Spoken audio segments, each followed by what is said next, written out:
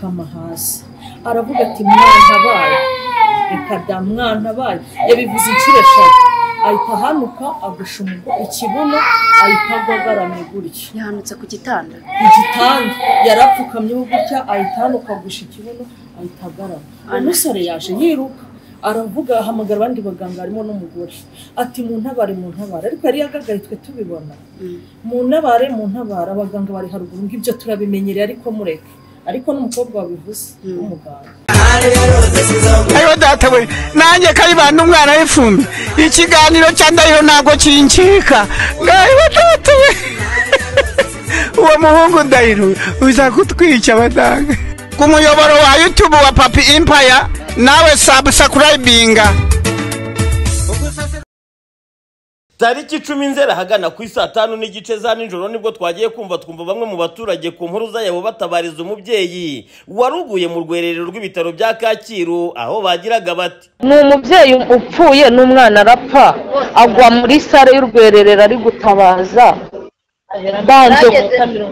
yaramaze nk'iminota nka 40 ari gutabaza banze kumutabara agwa mu rwererero none umuganga araza aravuga ngo ibi ni ibisanzwe kandi twatabaje ngo ibi ni ibisanzwe kandi umuntu ari umurambo none bari kubeshya ngo umuntu ngazizi ya nyuma kandi atari yakabyara.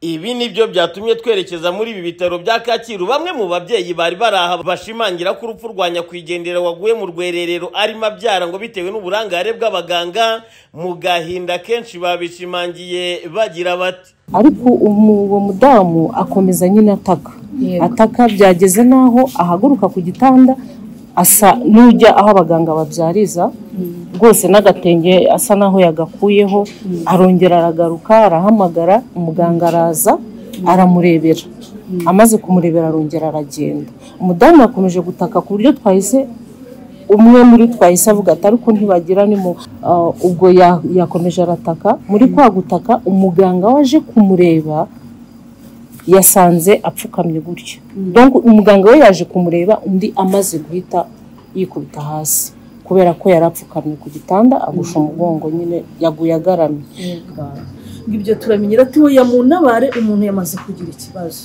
nibwo baje bakajya bamukoraho umwana akajya yikubita tubireba bagiye bazana imashini ya mbere imashini bayimushyiraho yanga kugira ikigaragaza bazaniye kabiri bazana amaserumu batangira kumushyiramo babonye byanze bahita bamuzana brancard bamushyiraho bamujyana ubwo mu minota nk'ingahe batumena arapfuye. Usibye abo mu muryango wa Tuyisenge Jean Claude bavuga ko bashenguwe n'urupfu rwa nyakwigendera ndetse n'uwo yibarukaga byanagarutsweho na mama wa Mutoni dore ko ari nawe wari umurwaje. Ndewe ndasaba kurenganurwa ubwo akarengane nagize ku mwana wanjye uri kwa muganga kugiye kubyara hanyuma abaganga bakamurangarana kugeza ubwo umwana yashatse gusohoka bataraza aratabaza buri umutabara arahanuka yikubita hasi yikubise hasi bimuviramo no gupfa n'umwana yabyaye arapfa. Ibyo byose ababibonye nibo batanga buhamya babutanze kuri polisi none nagira ngo leta nayo imfashe irebe ukuntu narenganurwa yapfanye n'umwana we kandi ibitaro bya Kacyiru abaganga bose bari bahari nta n'umwe wagize icyo amumariza. Umuyobozi mukuru w'ibi bitaro wungirije mu ijwi rye yabanje kwihanganisha umuryango wa nyakwigendera ariko ashimangira ko nta burangare bwabayeho. Kwa Dr Jean Pierre Ukeuke umuganga wize kuvura ababyeyi ndetse n'abakobwa abandi na clinical director umuyobozi wungirije w'ibitaro. Mbere na mbere twajya tubanze twihanganishe umuryango wabuze wabo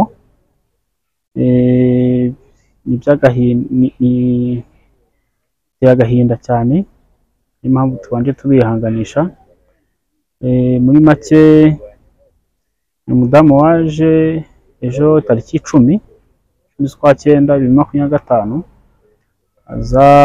aje hano muri consultation ariko mu gufata amakuru basanga inda ya gatatu yari atwise uwa mbere yamubyaye neza,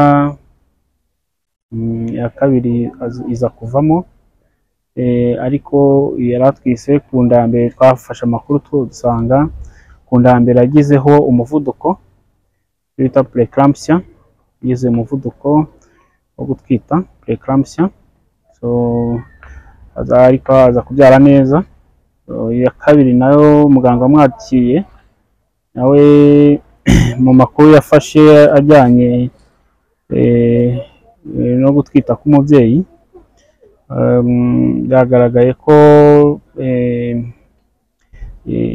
mu gihe bamukurikiranaga muri centre de santé nabwo yari afite umuvuduko, ariko bari baramuhaye imiti y'umuvuduko, ariko umudamu aza guhagarika imiti iminsi 4 mbere y'uko aza hano mu bitaro. Yaje guhagarika iyo miti y'umuvuduko,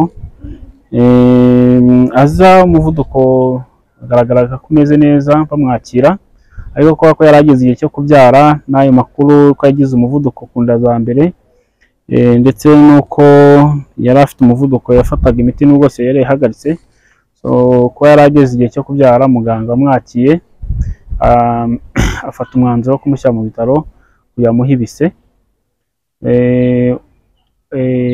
Bamushyira mu bitaro umuvuduko wari umeze neza, ndetse ari no mu bitaro, ariko nijoro atangiye kugira ibise, yaje guhita agira ikibazo, abura ubwenge bita loss of consciousness, aragira na convulsion. Abaganga bari bari kumwe muri labor ward bahita bamutabara, ariko kubera ko yagagaraga ntibabashije kumusova despite ibyo bagerageje gukora byose. Icyo gihe bagerageza no gukuramo umwana, emergency design section, ariko basanga n'umwana yarangije kwitaba Imana. Nta makuru ateye agahinda, impamvu twihanganisha umuryango, ariko audit yakozwe, iyo umubyeyi cyangwa umubyeyi yitabye Imana, abaganga inzobere baraterana bagakora audit, bakareba ese nihe haba hagenze, nihe haba hakoze amakosa, iki cyagenze nabi, kugira ngo kibashe kuba addressed, utazongera kubaho amakosa amwe. Muri audit yakozwe byagaragaye ko abaganga bagerageje gukora igishoboka cyose kugira ngo batabare ubuzima bw'umubyeyi bwari bugiye mu kaga, ariko bw'amahirwe make ntibabasha kubigeraho. Ari niyo mpamvu twihanganisha umuryango